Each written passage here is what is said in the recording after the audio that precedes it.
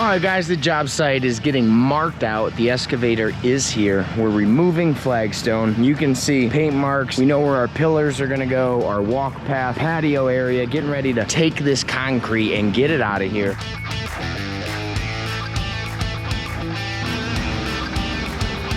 We are moving concrete now. Joe is showing Brock how to do the quick connects and change buckets on the excavator. And listen, we get it. Not everybody is as comfortable and familiar with operating the heavy equipment. That's why we're out in the real world, job site, doing real world application and literally getting the concrete excavated out, getting it hauled out of here, and gonna start excavating for this new patio. That's a big stick, man. So we got top of paver. Now our pavers are 2 7/8. We need to go up 2 7/8 and just make a mark so we know where the bottom of the paver's at. And then our story pole will tell us the top and the bottom, and we can kind of fill in the blanks there and we'll know, right?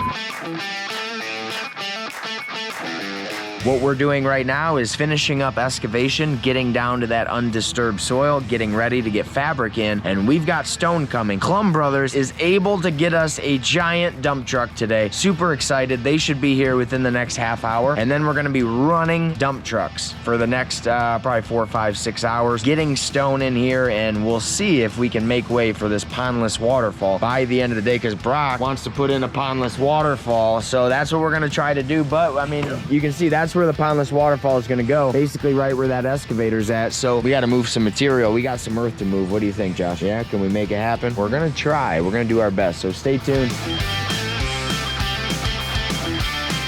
We're pretty close. A little hand work, we should be good. Downspout drains, water. You don't want water working against you, so what you want to do when you're building a outdoor living space is take into consideration where is the water. Well, we've got 7 different downspouts. All of those downspouts are going to be ran underground, underneath all of the hardscape, protecting the quality and the integrity of the project, keeping water away. Water always wins. So that's what Brock and I are doing now. We've got all of the trenches dug for our downspout drains. We're making sure that they're cleaned up appropriately, sloping all the right way. Looks like a bomb went off, Brock. Yeah. Kind of looks like a bomb went off back here. It really did. We blew it all up. We've got our work cut out for us. It's 7:45 in the morning, and we've got a little bit of work to do here before we switch gears, head over to the next job site where we're going to be showcasing an amazing project to show Brock here for the Academy. But we got to get this pile moved, that pile moved, and that pile moved. We are going to get this job site kind of staged and put away for a few days until we're back in action over here. One more drain to finish stoning out. That's what me and Brock are going to get started on. Then we're going to move that material from the road back here, and then we're gonna get this stuff all cleaned up. We're gonna get out of here, get to the next job. So stay tuned. Here we go.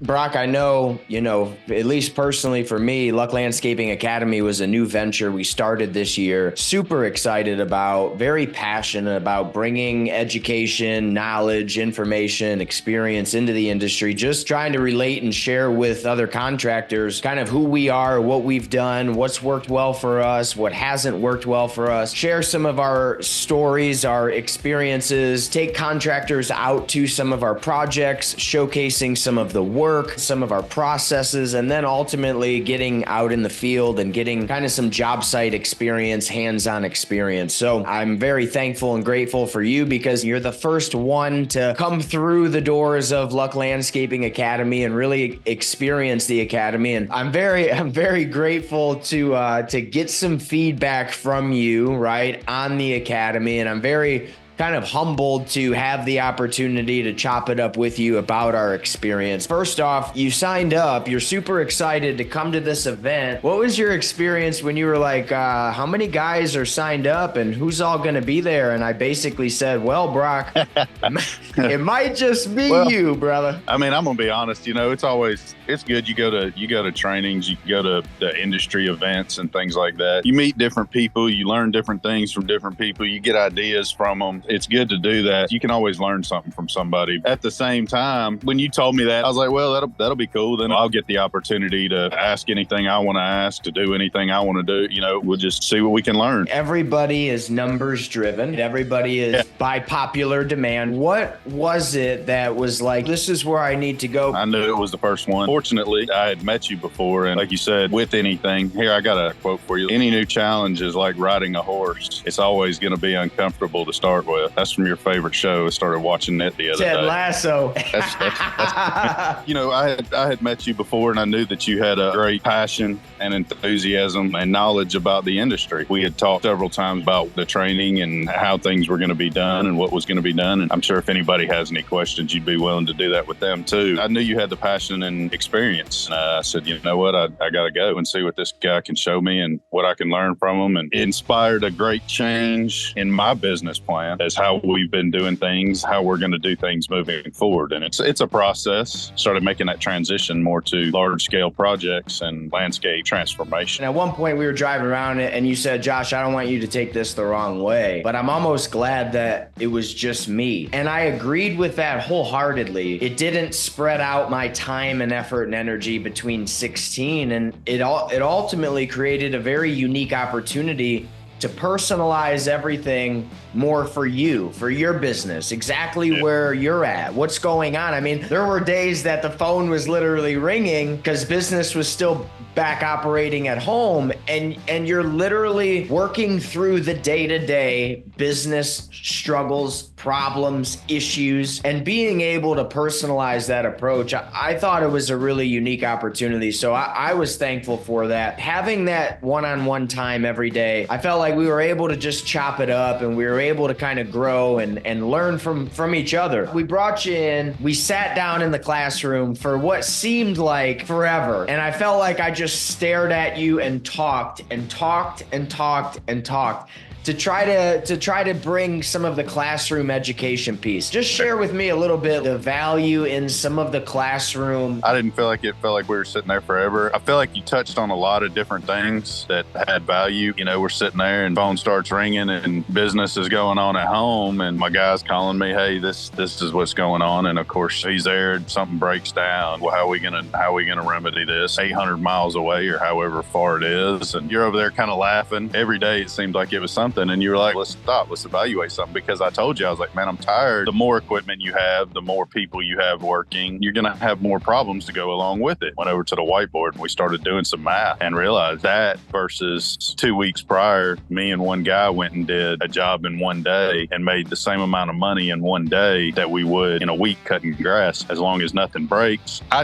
told you I knew I wasn't where I wanted to be and we weren't really making any money, and I just hadn't sat down and put it on paper. And so we sat down and we did some math and looked at some things and said, you know, this really isn't working. That was kind of the cool thing about there not being 16 people there, because that'd be hard to do with 16 people. At the same time, the information that you were giving me covered everything from plants to procedures. We went through all that, procedures, techniques, materials, all those kind of things in the classroom, and then also went out and did it hands-on with some of the stuff and learned some little tricks there. I mean, just a lot of little things that I hadn't actually put my hands on, you know, little tricks for the excavating, just things that I guess you have figured out over the years. That's why it's good to be around people that have done it more than you have. Well, I appreciate that. You know, part of the classroom was to inspire, bring the education, and then ultimately give you some of the motivation too. And you do that by equipping with the skills, the knowledge, the experiences, so you feel confident to go out there and to actually perform the work, to sell the job. And I think at the end of the day, there's a lot of contractors that, because their base course wasn't established perfect, now that they're building off of that, they're working really hard, but they're not making a lot of money. And at the end of the day,